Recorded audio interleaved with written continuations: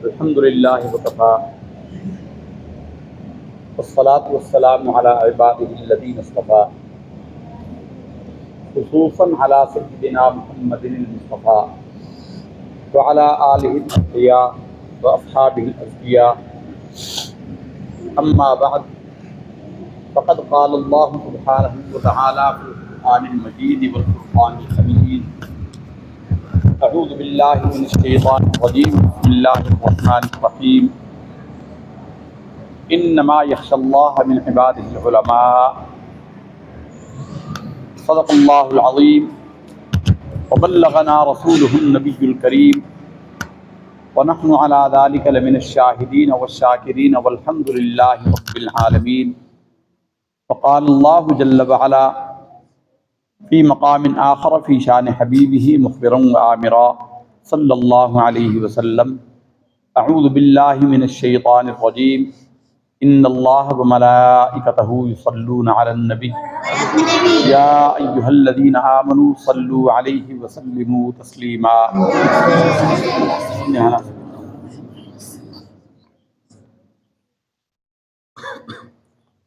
محترم المقام حضرت العلام professor doctor ناصر الدین صاحب صدیقی، برادر محترم حضرت علامہ مولانا قاری ظہور احمد صاحب چشتی دامت برکاتہم العالیہ، برادر مکرم جناب خواجہ عبد الرسول سعیدی صاحب، اور محترم حاضرین اور سامعین، جیسا کہ تعارف میں مفتی جنید عبد الباسط صاحب سلمہ الباری نے ابھی آپ کے سامنے مختصر تعارف کروایا ہے صاحب عرس کا۔ اولاً تو یہ یاد رکھنا چاہیے، ہمارے ہاں تو آج کل اچھے اداروں میں، ہمارا اپنا کراچی میں بڑے بڑے ادارے ہیں، عرس کے نام سے لوگ بدکنے لگ گئے ہیں۔ اب لوگ عرس کا نام لیتے ہوئے گھبراتے ہیں۔ ہمارے ایک بہت بڑا مرکزی مدرسہ ہے، علامہ مولانا محمد حسن حقانی رحمۃ اللہ تعالی علیہ کا جب عرس ہوتا ہے، وہاں پر پہلے عرس لکھا جاتا تھا، اب وہاں سالانہ فاتحہ شریف لکھی جاتی ہے۔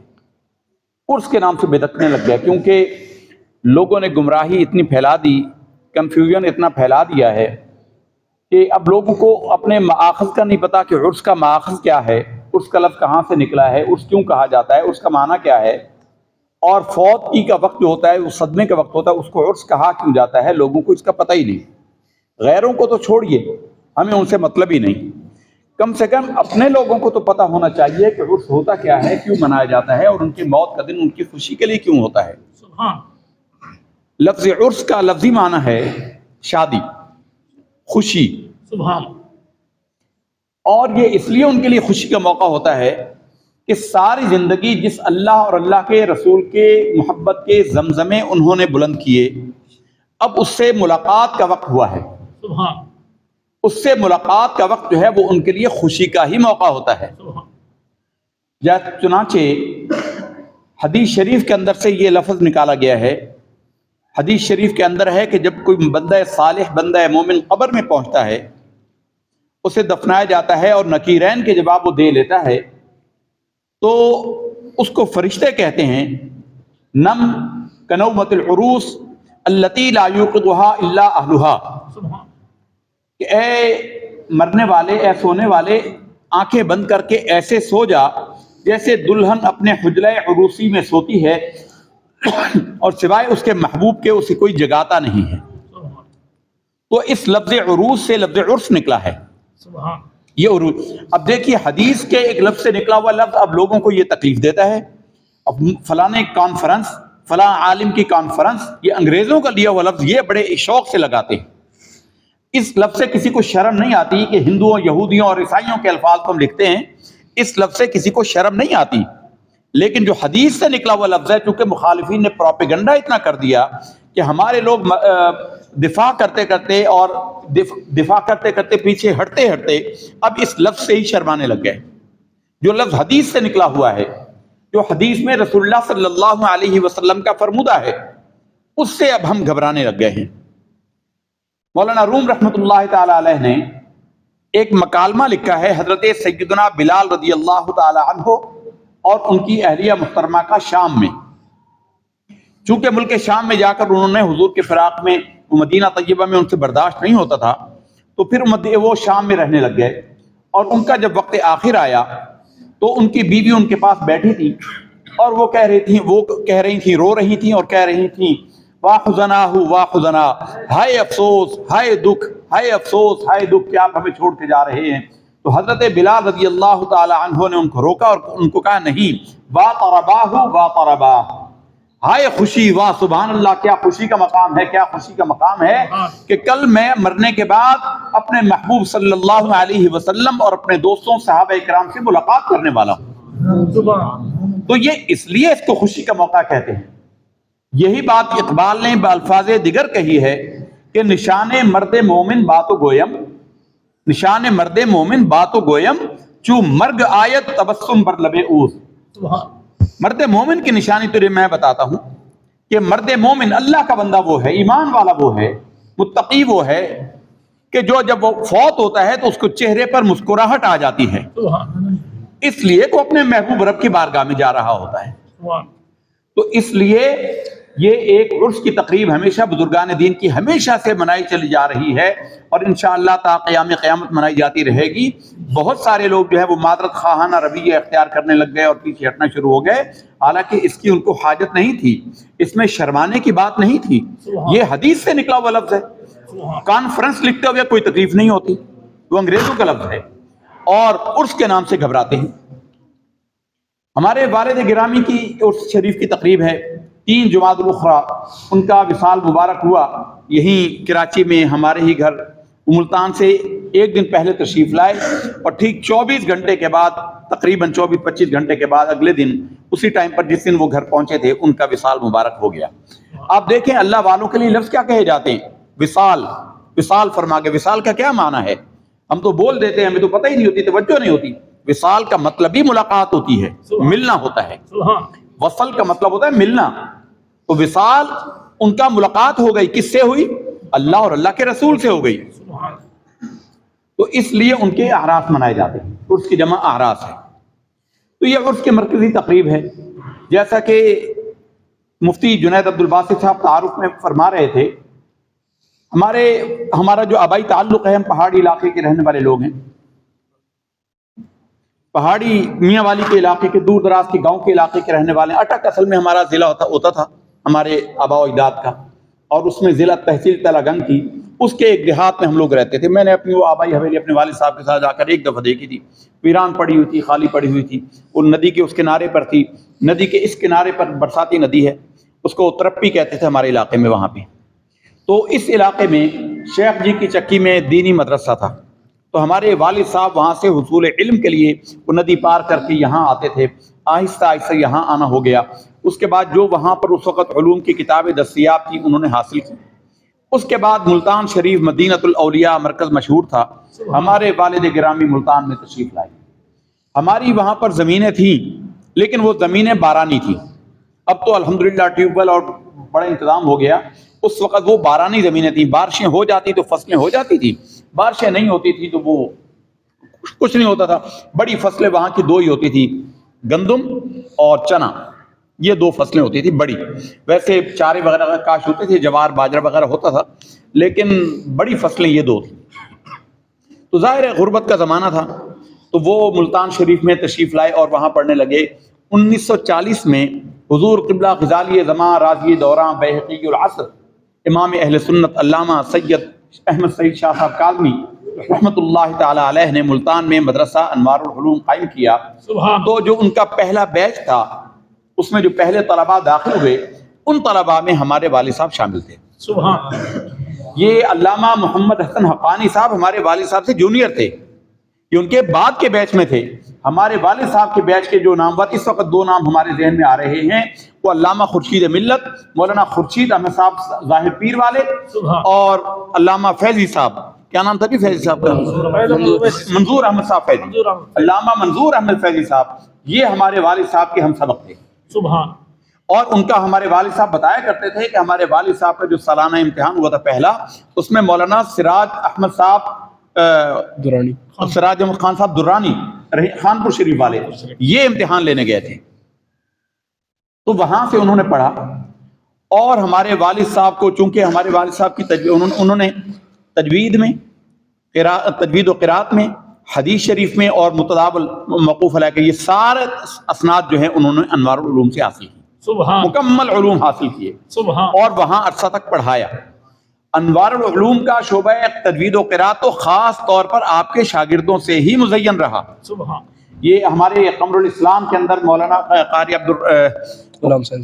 غلام حسین صاحب نقشبندی، وہ ہمارے والد صاحب کے براہ راست شاگرد تھے، اور آج سے 40-45 سال پہلے جب ہم آئے تھے تو ہمیں ہمارے والد صاحب نے انہی کے نام تعارفی خط لکھ کر دیا تھا۔ سبحان اور اسی طرح انوار العلوم میں ان کے شاگرد مولانا محمد یار صاحب سعیدی، وہ بھی براہ راست ہمارے والد صاحب کے شاگرد تھے، سبحان اور ہم اپنے والد صاحب کے ساتھ جب ان کی بینائی گئی تھی، اخیر میں بینائی چلی گئی تھی، پڑھا رہے تھے، پڑھاتے پڑھاتے ان کی بینائی چلی گئی تھی، تو ہم اپنے والد صاحب کے ساتھ ان کی عیادت کے لیے گئے تھے۔ ہمیں آج بھی وہ منظر یاد ہے، بھاری وجود کو تھے، بڑی اچھی ان کی اللہ تعالیٰ نے ان کو آواز عطا فرمائی تھی، ہمارے والد صاحب کے شاگرد تھے۔ پھر ایسا ہوا کہ انوار العلوم کی ایک شاخ تھی ڈیرہ اڈا کے قریب حسن پروانہ روڈ پر، ریکس سینما کے سامنے، سبزی منڈی کے پاس، ڈاکخانے جی پی او کے پاس، وہ ایک ان کی برانچ تھی۔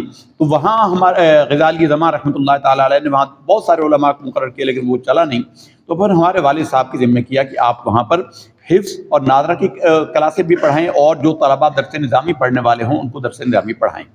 تو انہوں نے وہاں درس نظامی پڑھانا شروع کیا۔ اب جو لوگ ملتان جانتے ہیں وہ جانتے ہیں کہ ملتان کا جو انوار العلوم کا مدرسہ ہے وہ کچہری چوک کے پاس ہے، کچہری چوک کچہری کے قریب روڈ پر ہے وہ مدرسہ انوار العلوم، اور حسن پروانہ اور وہاں کے درمیان غالباً کم سے کم بھی 6-7 کلومیٹر کا فاصلہ ہے، 8 کلومیٹر کا فاصلہ ہوگا، 8-10 کلومیٹر کا فاصلہ ہے، اتنا فاصلہ تھا۔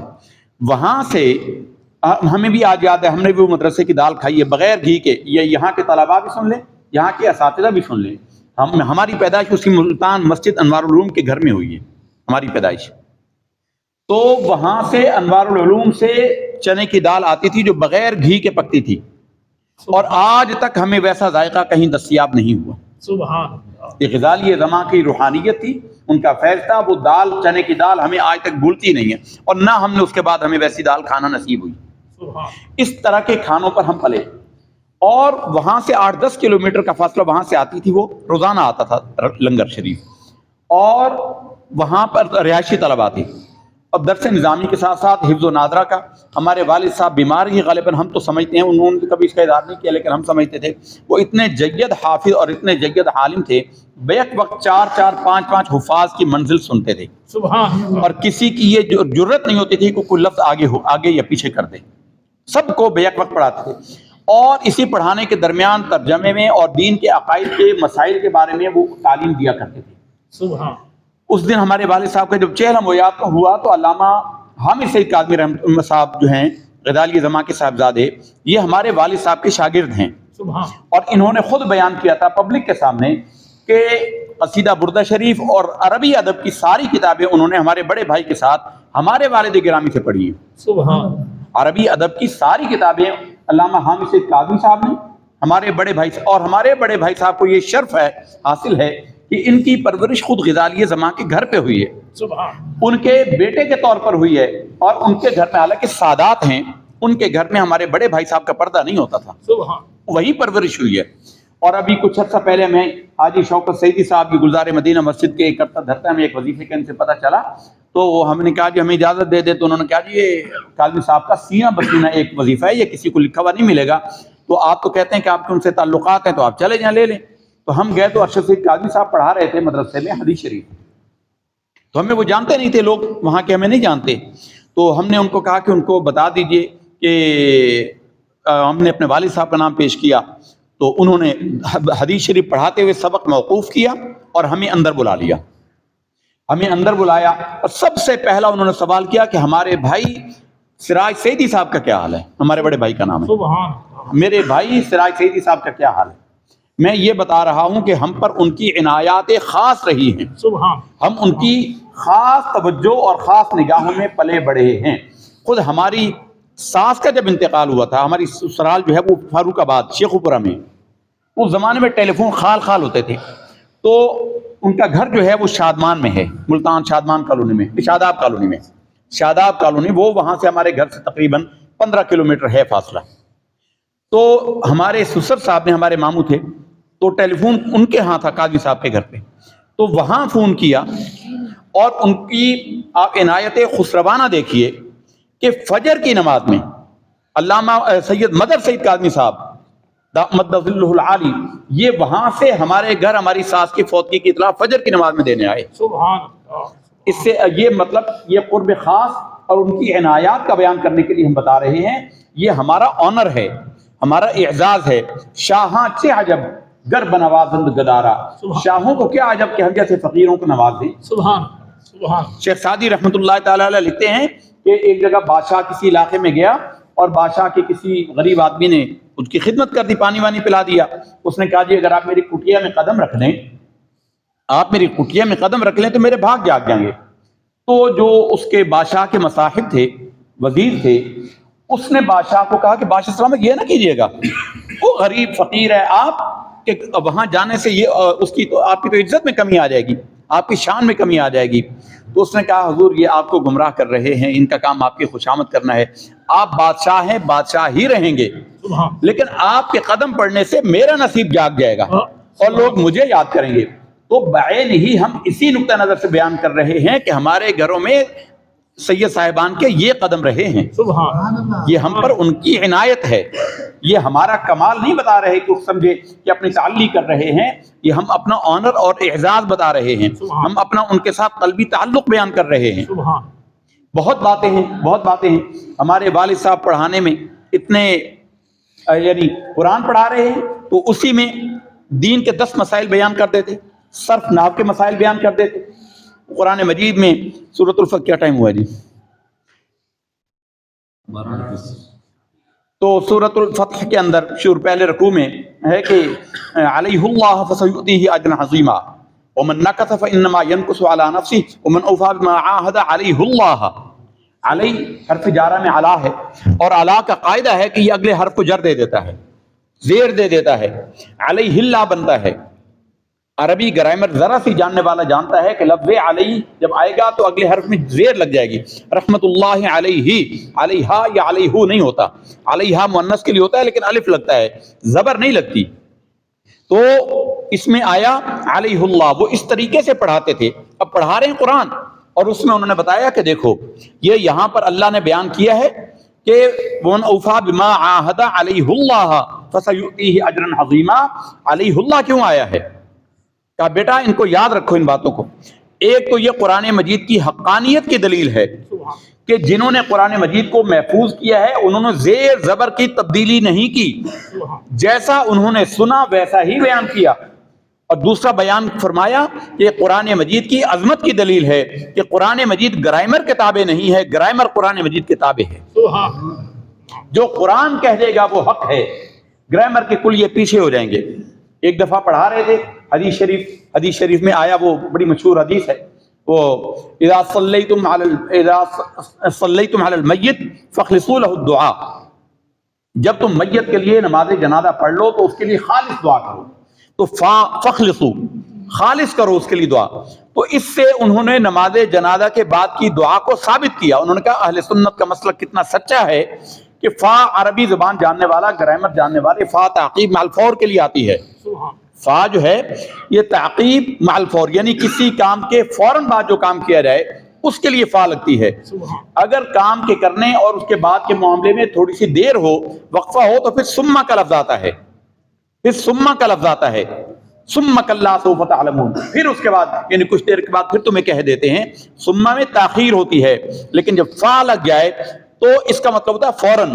تو جب تم نے میت پر نماز جنازہ پڑھ لی فاخلصوا له الدعاء، تو خالص اس کے لیے دعا کرو۔ سبحان۔ تو یہ نماز جنازہ کے فوری بعد دعا کے لیے دلیل ہے یہ فا، کہ اس سے ثابت ہوتا ہے کہ نماز جنازہ کے فوراً بعد دعا کی جائے، فوراً بعد دعا کی جائے۔ تو دیکھیے عقائد کو کتنا پختہ کرتے تھے، مسائل کو کتنے باریکی سے سمجھاتے تھے۔ ہم نے یہ کسی اور سے آج تک نہیں سنا اس دلیل کو اس طریقے سے، کیونکہ نماز جنازہ میں جو دعا ہے اللہم اغفر لحینا و میتنا و شاہدنا و غائبنا و صغیرنا و کبیرنا، یہ تو عامی عمومی دعا ہے، اے اللہ جو ہمارے زندہ ہیں، جو ہمارے مرحومین ہیں، جو ہمارے حاضر ہیں، جو موجود ہیں، جو غائب ہیں، ان سب کے لیے، جو مرد ہیں یا عورتیں ہیں ان سب کی مغفرت فرما۔ یہ تو ایک عمومی دعا ہے اور اس میں وہ میت شامل ہو جاتی ہے، لیکن میت کا استحقاق، اس کا آنر ہے، اس کا اعزاز ہے کہ خالص اس کے لیے بھی دعا کی جائے۔ تو فرمایا کہ جب میت کے لیے تم جنازہ پڑھ لو تو خالص اس کے لیے دعا کرو۔ سبحان۔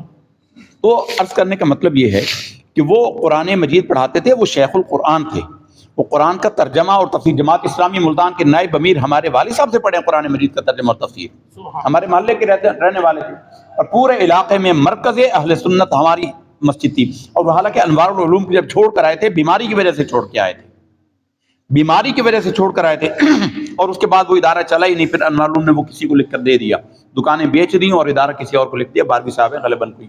ہم ابھی بھی کچھ عرصہ پہلے گئے تو ہم زیارت کے لیے گئے تھے کہ انسان اپنی پیدائش کی جگہ کو محبت رکھتا ہے، تو ہم دیکھنے گئے تھے۔ ادارہ پھر چلا نہیں، وہ ایسے طریقے سے ادارے کو چلایا۔ وقت زیادہ ہو گیا ہے تو اس کے بعد چونکہ ابھی حضرت کا بیان خاص تو علامہ پروفیسر ڈاکٹر ناصر الدین صاحب کو تھا، ہمارا ان سے پرانا تعلق ہے۔ یہ اب تعلق کی تجدید ہوئی ہے، ہمارے بیٹے نے اس کو بڑھایا ہے، ورنہ ہمارا اپنا جب ہم نے بھی ایم فل اور پی ایچ ڈی کے لیے اپلائی کیا تھا یہیں کیا تھا، اور یہ ہمارا کلیہ الگ تھا، یہ دوسرے کلیہ میں تھے، یہ کراچی یونیورسٹی میں۔ اور اہل سنت کی خوش نصیبی ہے، حالانکہ سب بدعقیدہ لوگوں کو وہاں پر قبضے ہیں، یہ وہاں پر اہل سنت کا صحیح مسلک پہنچاتے رہے۔ ان کی کئی کتابیں وہاں درس نصاب ہیں میں شامل ہیں، اور اس طرح اس کی آپ کی بہت ساری تصانیف ہیں۔ پہلے آپ رہا کرتے تھے ہمارے پیر صاحب کے گھر کے پیچھے، تو وہاں جب ہم ہفتہ وار محفل میں جاتے تھے تو کئی مرتبہ ڈاکٹر صاحب سے وہاں ملاقات ہوتی تھی۔